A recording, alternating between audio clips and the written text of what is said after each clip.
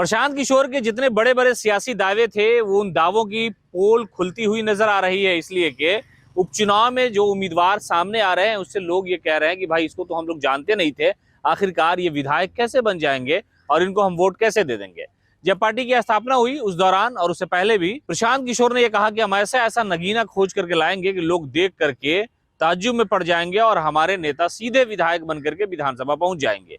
लेकिन जो उपचुनाव के दौरान उन्होंने अब तक 3 उम्मीदवारों की घोषणा की है, उन उम्मीदवारों के बारे में सोशल मीडिया पर भी तरह तरह की बातें लिखी जा रही है कि अरे भैया इनको तो कोई पहचानता ही नहीं, ये है कौन, ये आए कहां से हैं।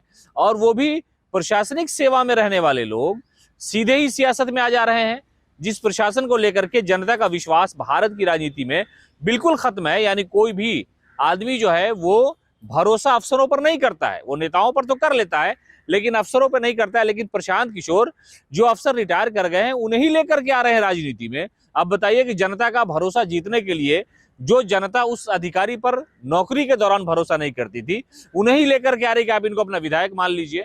तो कहावत यही होती है कि खोदा पहाड़ निकली चुहिया, वही हाल प्रशांत किशोर का है।